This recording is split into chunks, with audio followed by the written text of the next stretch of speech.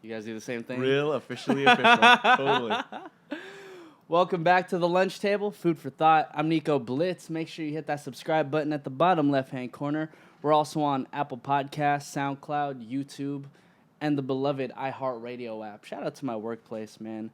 I was thinking to myself last night, and I was actually praying to God. I don't know if you guys believe in that or anything, but it was weird for me because when I first started this podcast, I had no idea the people who I would be meeting.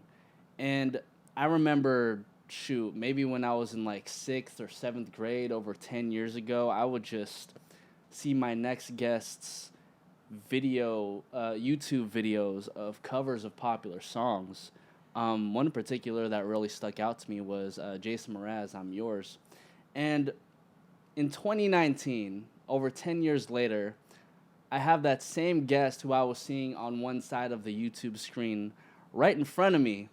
Singer-songwriter, cover extraordinaire from the San Francisco Bay Area. Let's go.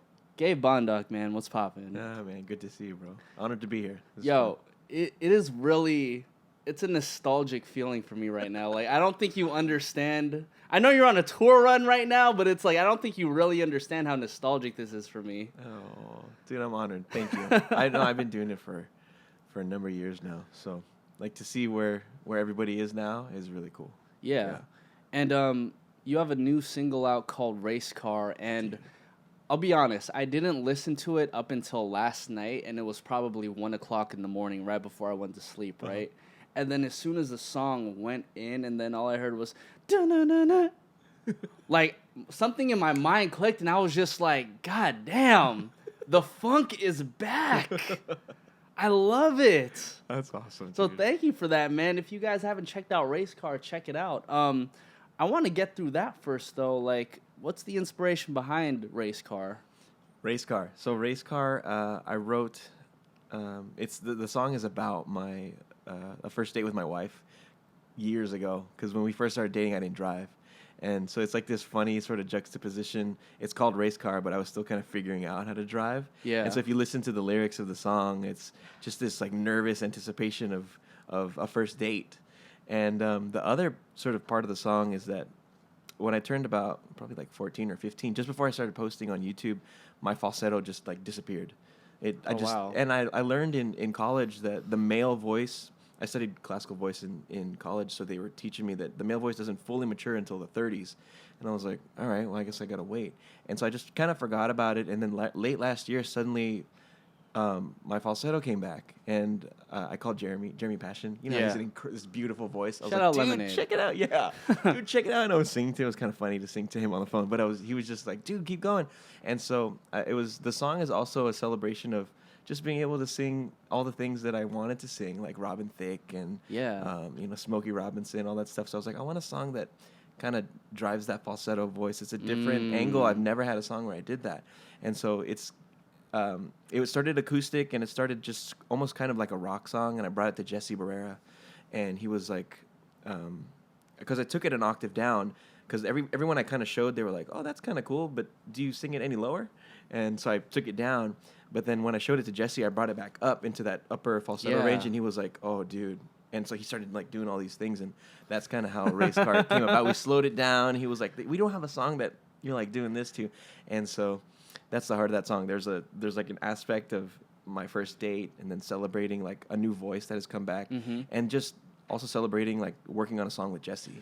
You know what's cool about that is the fact that a lot of people tend to make songs just in the moment and only take maybe like one particular experience to become the inspiration for a song, right? But it sounds like you really took a really good chunk of time of your life just to come up with one concept. Totally.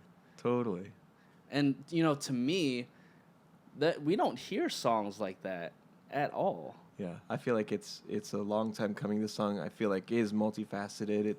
It touches on all of my abilities to sing and to write and to collaborate. And this is more. That song's got more production than I've ever used. That's what I'm saying, because I'm just so used to hearing stripped down acoustic songs from you, bro. So that's why when it hit, I was like, this is so new for him. Totally. And I love it, dude. It's a new chapter. As an artist, was it how did it make you feel knowing that you can put your sound on something so sonically different? Totally. It feels really good because there's always that fear that, is this overproduced? Are people going to receive this? Does it still sound like me? I mean, when it's stripped down, I don't know how much more overproduced you can get, bro. Yeah, dude. I love being able to do now having, stripped down all the way straight up acoustic, and then now have this one EP that I'm working on where it's, fully produced. Yeah. It's a cool way to see where I've been and where I'm going. Yeah. Yeah. So before we get into, more about who you are and where you're from, I was actually doing a lot of digging on your Twitter, right? And I found one correlation between last year and this year. So let me just say this, right?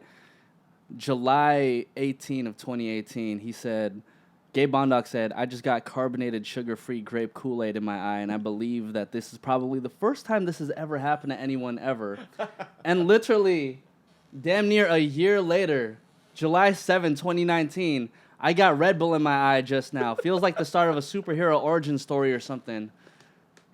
And I'm like, bro, how are you getting all this stuff in your eye, man? I have no idea, dude. I think I tried to drink it too fast, and it goes. That's so funny because I remember that moment. I was like, I should tweet this because I bet you no one's ever tweeted this.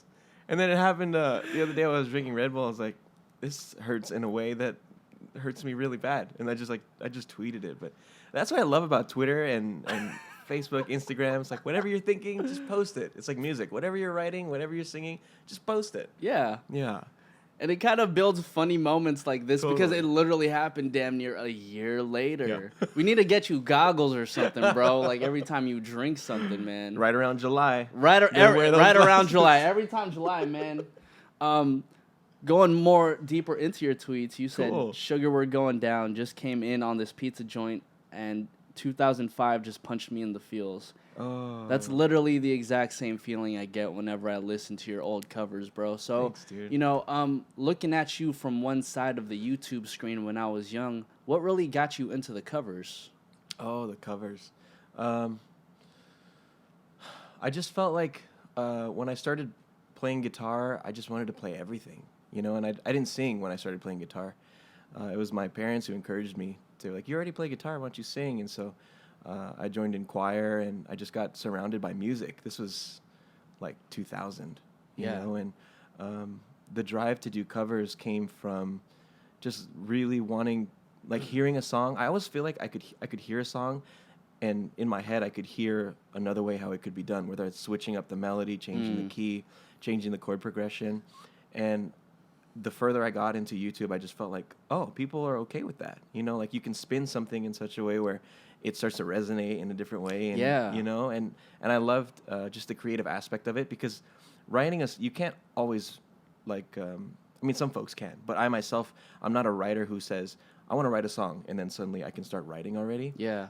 So the covers and spinning them and moving them like that was sort of like a style of, like, rewriting a song. Like, it's already written, and I could just take it and kind of put a spin on it. Yeah, like you could switch up the cadence, you could kind of mess around with the melody just a little bit, and then it becomes a little spin that becomes Gabe Bondoc. Totally. What was one of the first covers that you remember doing? One of the first covers that I remember doing? Oh, man. Dude, there's so many. The one that I remember is Addiction.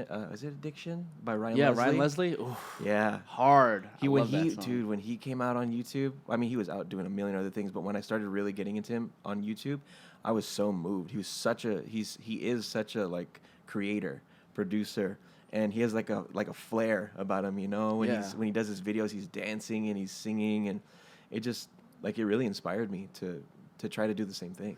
Got you. In my own way, obviously. Yeah. Well, back then, like, all of us were just looking at YouTube and MySpace just kind of like as this thing.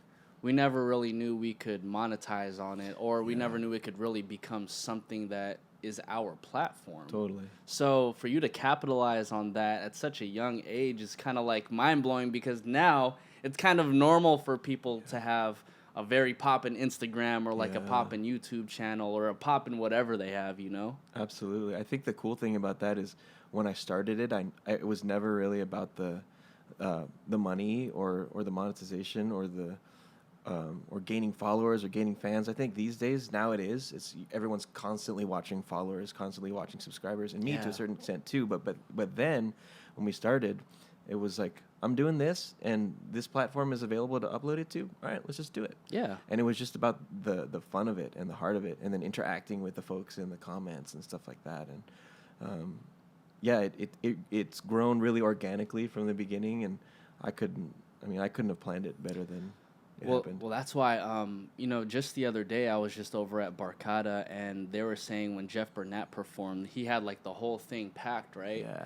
And I was thinking to myself, even right before this interview, I was thinking to myself, isn't it crazy how before numbers were even a thing, before we had Instagram, Twitter, and all that, we genuinely just enjoyed the music and enjoyed people because they sounded well. Yeah. Like nowadays, we have to look at somebody's music and then be like, oh, but how many followers do they have? How many subscriptions do they have? And for some reason, those two kind of correlate in people's minds. Absolutely, that's a really good point, man. Because you're right. You want to listen. Then it was just purely based on the music and the ability. And now, as soon as you hear a good song, what do? You look what are they? How many followers they got on Spotify? Yeah. And this and that. And I'm guilty of it too. But I think I continue to remind myself that your notoriety, your popularity is not a measure of your ability to create music. Ooh. It's just a matter of doing what you love and doing it to the best of your ability. Yeah. Yo, I felt that one 100%. Thanks, bro. Yo, let me play this little clip for you, man. I actually found it on your YouTube page. Oh, cool. Hello. Before I even start playing anything, I just want to say thank you. I just noticed that I have more than 5,000 subscribers, and I'm really touched by it. I really appreciate that you guys are willing to watch some goofy guy play guitar and sing 5 minutes at a time in front of your computer. So I just want to say thank you, and I really appreciate it. So now that I've said that, here's I'm yours. Wow. Dude, 5,000. 5,000 followers, man. Like right now on your YouTube, you have 375K. Yeah.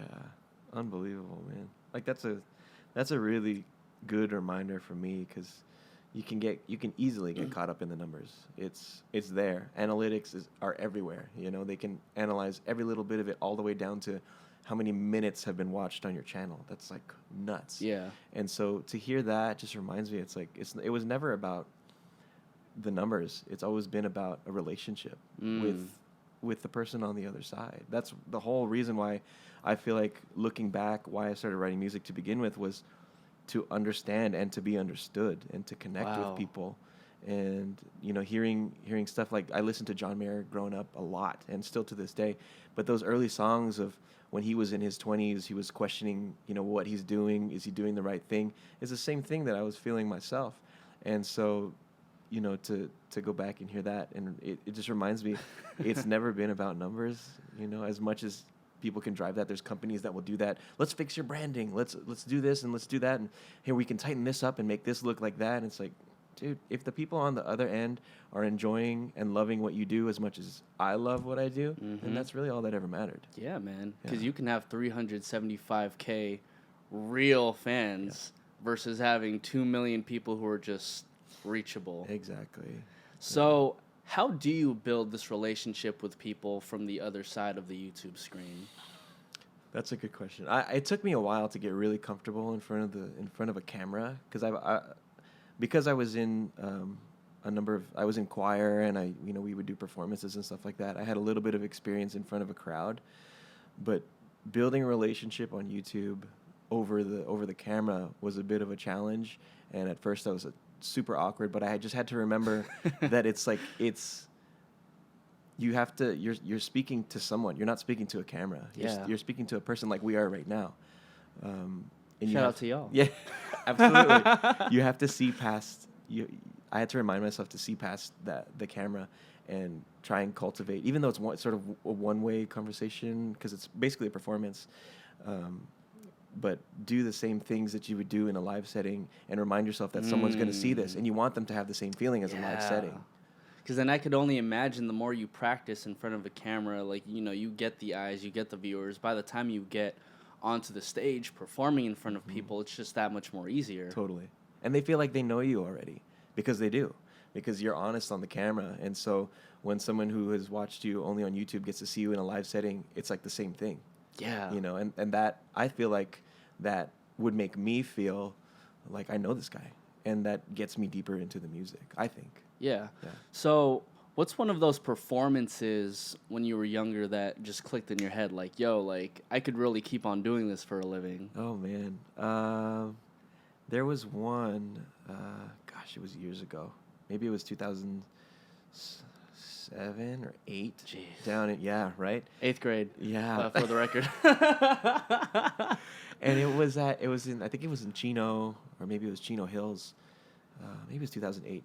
And it was like everybody was there just in support of the music. And we didn't know how to sell CDs. I had made CDs, and we didn't know how to properly market ourselves or whatever. We just had YouTube and Twitter and those things. And I brought just a box of CDs, and I was like, this is way too heavy, but I might as well bring a bunch so that, you know, so that just in the event, maybe I was praying for a miracle or something. Yeah. You know, maybe I'll be able to get that guitar that I've been, you know, really dreaming about. And that by the end of that show, that whole box was gone. And I had there was a bunch of cash in there. Damn. And it was like, you know, like I'm in my mid-20s. I left college to try to do this thing. And to see that it was viable was like a huge answer to prayer. It was a huge just inspiration that I can do this, and more than that, people actually believe me.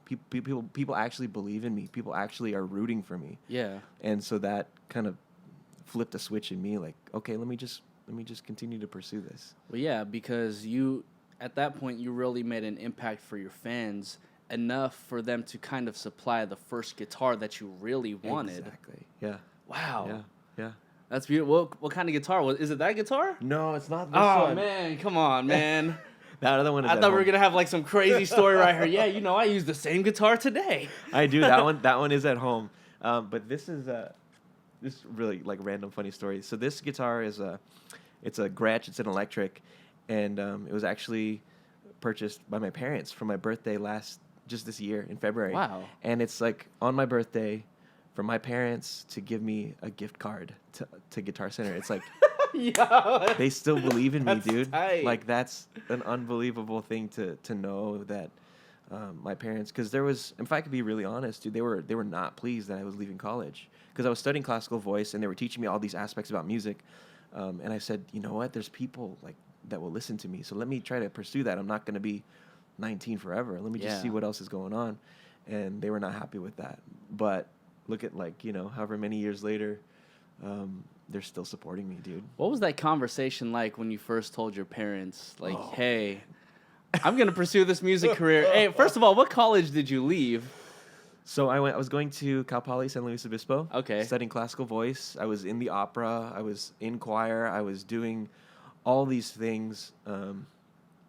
And I finally just realized, like, I was getting gigs and I was doing well. I was making money, and it wasn't a ton of money, but it was kind of like that show that I was seeing there was a seed, and I needed to get out on the road. And they weren't happy, man. They were like, no, you got to do this. And I understand their heart is to make sure that I'm safe and that I can provide for myself. I can provide for my family. And any bit of worry doesn't come from the fact that we need you to look a certain way and do a certain thing. We need you to be able to feed yourself, dude. Yeah. And that's what they know of, because that's where they came from. That, you know, you finish high school, you go to college, you get a job, you buy, you know, you get a you get married, you get a house. There's a certain order. But the amazing thing is that my parents' generation looked after us so well that we now get to pursue our art, you know? And so that, I feel like, even though there was a disagreement in that, the fact that they were able to see where I was going and see what I was doing, and now they're subscribers. They are like biggest promotion team, and like, I mean, they just bought this guitar for me, so they're something. Man. Yeah, My parents and are they still amazing. believe in you, man. And, you know, that's the beauty of it, too, because, you know, I'll agree. Like, my parents never pushed, like the big doctor lawyer jobs on me or whatever, but they still remind me to this day because I'm in radio. Like, hey, so when are you making some big boy bread? I'm like, look, not right now, but I assure you, one day. Yeah. And it's just those conversations that I continually have with my parents to reassure them, like, yo, I'm not making monetarily what I want to right now. However, this is what I love to do. And there's 9 times out of 10 people who just don't pursue what they really want to do in life. Absolutely. And it's a shame, dude, because some of those people are incredibly talented, like so talented that they'll change the world. Yeah. And it's easy to get caught up in what's safe. It's easy to get caught up in a predetermined plan. So I think it's really up to us and to you too, just to continue pursuing this, because somebody's going to watch this and it's going to change their life. Yeah. Yeah. What has helped the Filipino community in particular stray away from that predetermined plan that our parents have set out for us? The first thing that came to mind was YouTube and us posting on YouTube, because it showed that you don't have to be on TV to be successful. You can have not a huge following and love what you do, and if people see that you do love what you do and you're having fun, then people latch onto that. They want to see real, And I think YouTube was a platform that showed folks that it's doable, it's viable, it's easy to do. Obviously, you have to pour into your craft, and you have to. And obviously, it takes a lot of time too. It does, but I feel like YouTube was one of those access points for people to see. Oh, there's actually a way to pursue what I love to do. Yeah. Yeah. It's a shame when Filipino parents look at it and like they'll see YouTube and then they'll see TFC, like 2 totally different things, which it makes sense, but it's like, yo, like I'm doing well over here. Yeah, seriously. They just have a little more production than we do.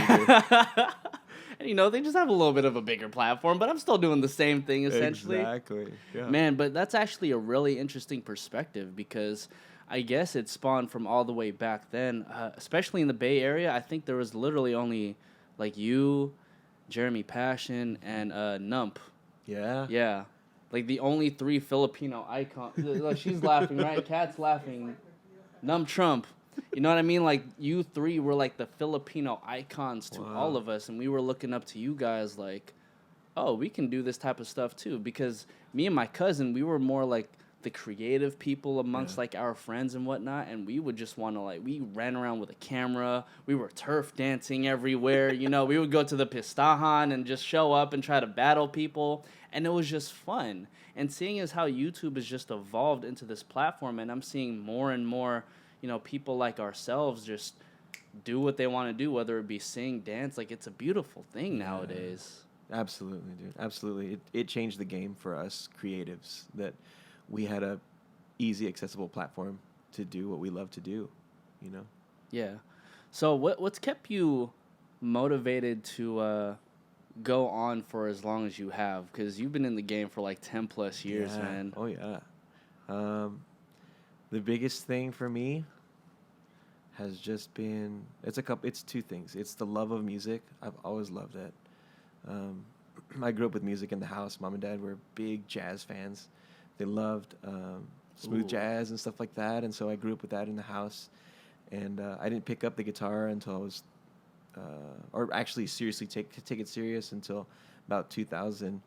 But I'd always loved it, and the writing. And the second thing is the connection that happens when someone hears what you do, whether it's through a comment or an email or something like that. That never gets old. You never get used to hearing, you changed my life. You never get used to hearing, I'm inspired. You inspired me to go into this. Someone just told me just earlier today, like, you're the reason I'm studying music business, and you never get used to that, because it's such an honor to be a part of someone's life in that respect, that you would have, that you would be able to make an impact like that. And the fact that the music that I write and the music that I play still has some weight to it like that, that's just a huge blessing. It's like, I can't take credit for it. That's God, No, that's huge. Yeah. Like, hearing comments like, "You changed my life." Yeah.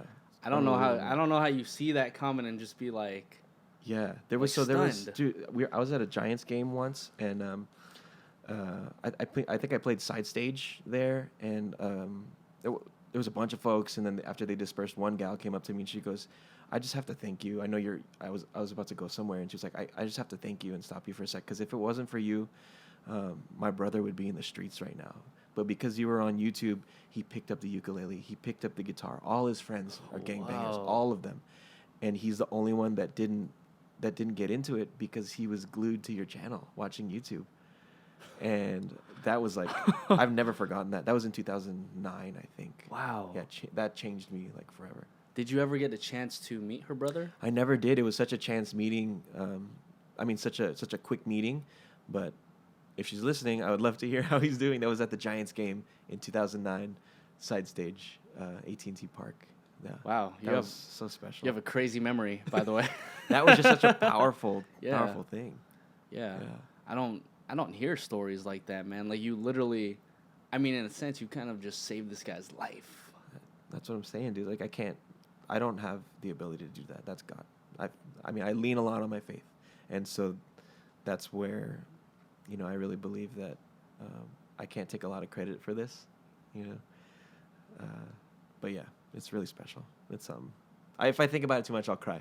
I'll try not to cry. Oh man, I mean, if we get the cries, we're probably gonna run up the subs. I'm gonna put yo, Gabe Bondoc cries during podcasts. Like, you know what I mean? Like, go ahead. I love it. So the biggest difference that I see between your older YouTube videos versus what you have now, one, quality. Yep. Two, wholeheartedly, the sound is really good on both ends. I don't know how you ended up doing that, but it was phenomenal. Thanks, dude. But three, you have a special guest on like all your recent YouTube videos, man. Your daughter. Yeah. What was her name again? Savannah. Savannah. Yeah. And you also have a son too. I do. Maverick. Maverick. And he sure is a maverick. Yeah, dude. Like, it used to. I always thought it was kind of funny, like, to put on my bio for everything was guitarist, singer, songwriter, nerd, because I love tech and I love all those things. Now it's guitarist, singer, songwriter, dad, and I feel like it's such an amazing title because I get the opportunity to help shape the lives of these tiny human beings. Yeah. And I'll be honest, man, like, when Savannah was 1 year old, her pitch wasn't that great. I know that's saying a lot. I know that's asking a lot. She's bro. 1 year old. What do you mean? I know She's 1 year that's old. really silly, but I think it's because I have such incredibly high hopes and I have big prayers for her. Yeah. That I think when she was 8 months, she was matching, like 7 or 8 months, she was matching pitch. And then when she turned about one, that kind of like went away, and I was like, "Oh, is it coming back?" And now, dude, as soon as she became around 2, maybe a little before 2, her pitch game is strong. So just having her on the channel singing these songs that I wrote 10, 11 years ago, it's really special because her earliest memory of music is going to be dad's music. Yeah. And music is such a huge thing for me that it's changed my life. And so for it to be, my prayer is that it's something that changes her life. For her to go all the way back and be like, to just look at that channel and be like, dude, I was 3 years old singing with my dad. Yeah. On this platform that's getting, a few thousand views. She damn near memorized all the words to the one, man. Dude, she memorizes the vowels at least. Like, there's the beauty of the one is the chorus is you're the one, you're the one, you're the one for me. And so it's easy for her to sing. It's like baby shark, do do do do baby shark. So she latched onto that one, but this EP, she knows all the words. She knows all the melodies, and she's asking me at the dinner table, "Hey, Dad, what do you sing in that song? What's the next line after, one of the songs on there is called Monster, which is a song that I wrote, again, like 10 years ago. She goes, "Dad, what's the line that you sing after I'm not a monster?" And I'm like, "Oh, I know you're fragile." She goes, "Dad, what's fragile mean?" And I'm like, "Well, fragile." And so we have these these deep conversations. What I would love to do, man, is have her have her own but like her own session on my YouTube channel. Because what I always do, and I know I'm going off on a tangent here, but what I love doing with her is I'll ask her, "Hey, Savvy, we call her Savvy. Hey, Savvy, what does love mean?" And she never misses a beat. Hey, Savvy, what does love mean? Oh, Dad, love means when you care about someone and you hug someone, Aw. and when kids love their moms and dads. And it's just like her brain is Aw. unbelievable, dude. Like, I would love for her to have her own little session on YouTube with that. Yo, Like, man, that's really like heart melting right now, man. That. Dad is my favorite title. Like, that's my most favorite title. Wow, Yeah. man. So then, how are you dealing with Maverick? How old is he? He's 2. He's 2. Okay. He's 2 years old, and this dude he's very different than Savannah. Savannah was quick to talk and slower to walk. She still walked around, like 8 months, 10 months. But Maverick is slow to, like, he's talking now too. He's starting to babble and stuff, but he's been running since he was 8 months. Running, like 8 to 10 months, he was Whoa. running, and I would love for him to have his own section on my YouTube channel, but I'm too busy trying to catch the kid. Dude, it seems like you have the athletic type in Maverick, man. I do. He's unbelievable. He's always smiling. He's always up for a good time, and he's loud. He's fast. What I love about him is it's as if he knows that I'm gonna catch him. It's as if he knows it doesn't matter where he goes, Sneaky. what he does, I'm always gonna be there to catch him when he falls. Yeah. And that puts a lot of pressure on me as a dad. Well, yeah, but- yeah. It's kind of like a good and a bad thing because he's gonna have to like roughen up the edges once he's out in the real world Yeah, by dude. himself. He doesn't care. He gets hurt. He'll bust his lip. He'll cry for 30 seconds, and he's off, doing his thing. If I could get just a quarter of that, an eighth or 16th of that Yeah. energy, I'd be crushing it right now, dude. Man, do you even think you're prepared for your kids going into like their young adulthoods? Nope, not at all. I'm just praying that I'm equipped with that ability as soon as they start going through it. Yeah. My wife and I just do our best to love them and show them what love is, so that when they go through life, they can discern what direction to go. If this doesn't feel like love, don't go there. Yeah. You know? Well, I don't want to get too, Filipino TFC soap opera type thing, right? I don't want to get too much into like that mode, but like seeing as how your daughter has her definition of love, and you've been in a long-standing relationship with your wife, like what is love to you? Wow. That's a good. Savannah would answer even faster than I would. Love. Dad, it's when you hug, it's when you kiss. Exactly. She already has her answer ready. I feel like, I think an earlier version of me. It's evolved over time. What it is, but for me, it's always been anchored in my faith. Like, God loved us so that we can love, and it goes beyond. It goes beyond a feeling. It goes beyond an emotion. It's a real, tangible thing. Like when you love somebody, they know it, you know it, and you feel safe in that. Like you can trust in that. You can trust a person wholeheartedly when you know that they love you. But that's always been my. It's evolved over time, like I said, because going from like writing little love songs, and it's gone from like puppy love to like the sort of longing, heartbreak love to the love between my wife and myself, all the way to my kids. It's this like thing where I will do absolutely anything for you, anything at all, because all I want for you is to be loved and to feel loved. So then, when and how did you ask your wife to marry you?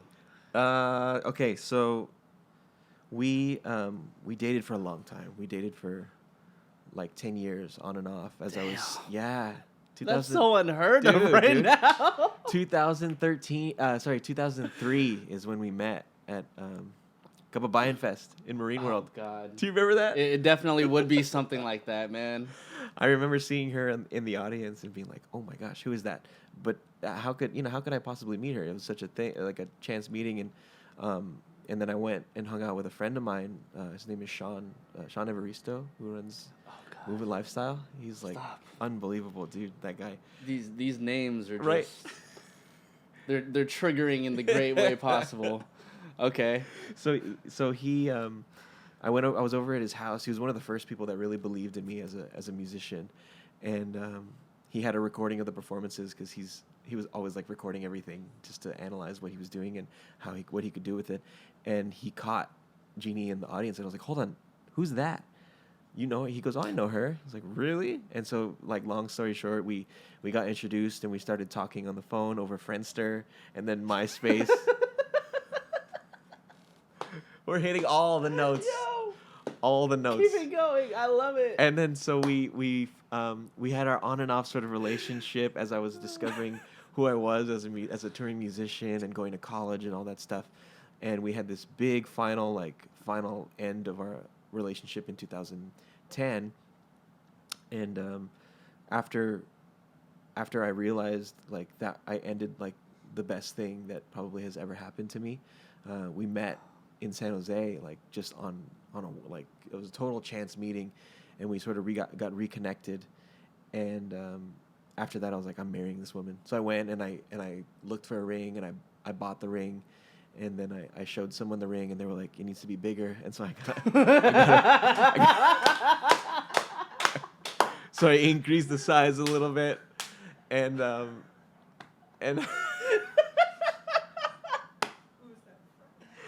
was a good friend, because the ring was really special. And so we're huge Disney fans, my wife and I. So we drove down, and it was during the Halloween part of Disney, and so we drove down, and it's really hard to surprise Jeannie. She's very intuitive, very smart, and so she can kind of sniff things out when something's happening. So I had the ring in my pocket, and obviously, like, a ring is like this big, you know, it's like a big thing. And I was just wearing shorts, and if I brought a bag, she'd be like, "What's in the bag?" You know, and so I was. Oh God! And anytime she tried, and she would always put stuff in my pockets, like keys, wallet, whatever. And so I had to keep moving the ring, like wherever we were in Disneyland. I must have moved the ring like 10 times to up wherever if she was on this side, I moved the ring to the other side. If she was like standing behind me, I have to move to the front, like moving it around. And so finally, we get to the castle, and I'm about to propose, and a parade is now happening. I'm like, dude, should I even do this, man? Like, it's gonna be loud, and but I felt it in me, like, you came all this way. She has loved you from the beginning, even when you didn't love yourself, even when you didn't believe in yourself, even when you were chasing other things, and you were chasing all kinds of stuff that wasn't real. She cared about you through that. Yeah. So you're gonna do this, dude. She deserves it. And so I get up there, and we take our little photo in front of the castle, and I go to the photographer. Hey, can I get one more photo? And I get down on my knee, and I go, no. I was still standing, and I said, you've always been the perfect girl, the perfect princess, and now I'd be honored if you'd make the perfect queen, the perfect wife. And so I get down on my knee, and I start crying before she even starts crying. And I'm kneeling in front of the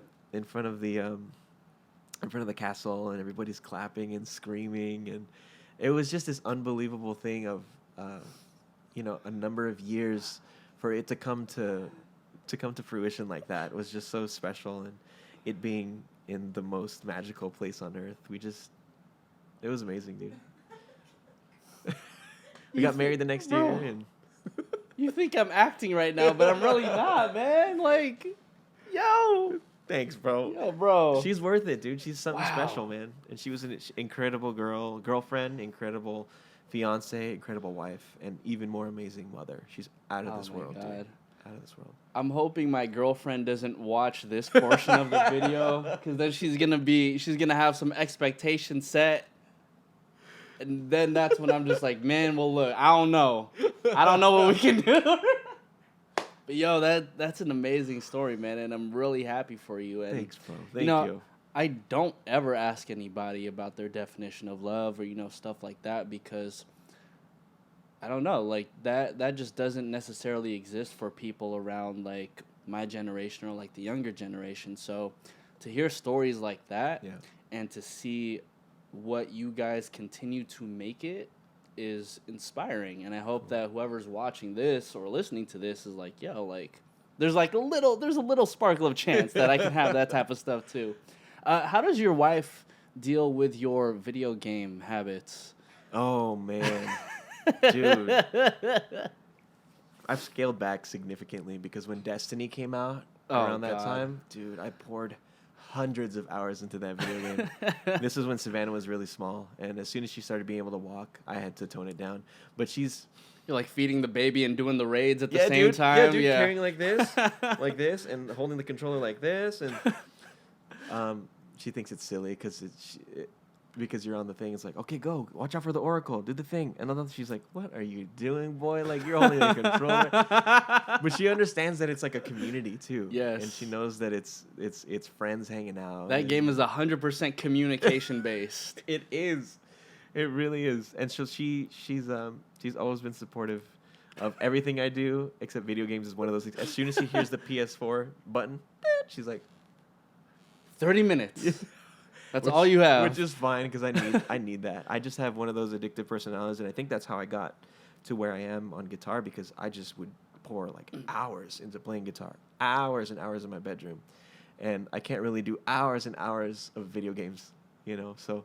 Oh yeah, you get eye strain, you get the dad bod, you get dude. you get the bed funk. But you got hot pockets warming up. Like, yeah, let's just keep on cranking it out, man.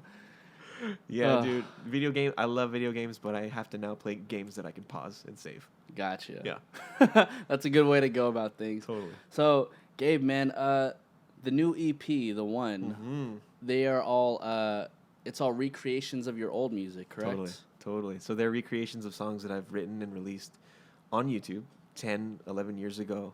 And what Jesse Barrera and I did is really just breathe new life into it, gave him like a modern, cool sound, which is actually really nice. It's just in time for the summer. My hope, my prayer is that people will hear these songs and be like, I remember this song from 10 years ago, and I was with these people, and I was doing this, and sort of create new memories alongside. Wow. You know, bridging that gap between what happened in the early days of when maybe when they discovered my music, or maybe when they discovered music, period. Like, YouTube started in 06. I started posting about 06 and then really geared up 08, 09. Maybe it'll remind them of those times and the sort of the blending of two generations of time. Damn. Sorry, that got all over the place. That was low key deep, man. That's the goal. And so it's really, one is part of a bigger project. We're calling it the 1279 project. So it's a collection of 4 EPs. 1, the next one we'll see, what might be called 2, next one 7, last one 9.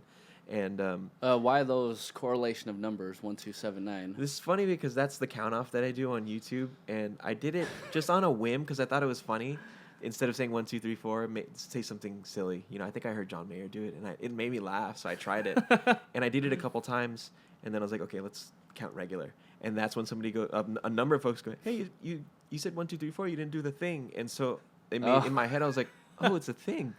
And I like the idea that I just did it for fun, and they decided that it was something.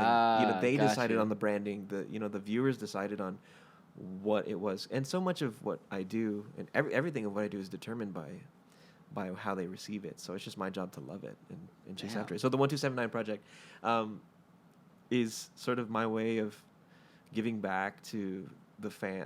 I hesitate to say the word fans. I always say friends, because if you've heard my lyrics and you've heard my music, then we're friends at that point. You know. So what it is now that streaming is king, you can pretty much listen for either for free or for nothing, like barely anything. My heart is to put out music regularly so that there's a constant stream of new music or nostalgic music for the friends who are listeners. Mm-hmm. Yeah. I love that, man. Well, looking forward to listening to 1, 2, 7, and 9. This is for you? Man, thank you so much. Hot off the press, dude. Just came in yesterday. Hot off the press. You know you got to sign this one, right? Yeah, absolutely. And, I'm a flex to all my Filipino homies back home. Like, yo, I just interviewed Gabe Bondoc, by the way. No big deal. Maybe I'll look back 10 years from now, look at this video and be like, damn, man, I can't believe I was feeling so nostalgic about that. But, once again, thank you for coming because, once again, I just couldn't imagine the amount of not only the amount of people I could get in here on the lunch table, but the exact people who have been on here. So seeing you from one side of the YouTube screen to being in front of you right now was a very special moment for me. Thanks, bro. Thank Gabe, you. where can everybody find you? So you can find me at GabeBondoc.com. That'll point you towards all the links. I'm on Twitter, Facebook, Instagram, all those things. I'm on YouTube. Obviously. Good old YouTube. Good old YouTube. We're working on a brand new sort of format where just as a dad, there's not as much time to put out a super nice, polished video with kids not screaming in it. And my wife was the one who's like, just put it out. Like, let the kids run around and have fun. And this last video with Savannah in it kind of resonated with me and with the listeners. So I'm excited to put out new material on YouTube that doesn't just showcase my, me as a musician, but me as a family man and us as a family. Wow. Yeah. So new season on YouTube. Season 2. Season 2. This is The Lunch Table, Food for Thought. I'm Nico Blitz, Gabe Bondoc, and we are out, everybody. Yay!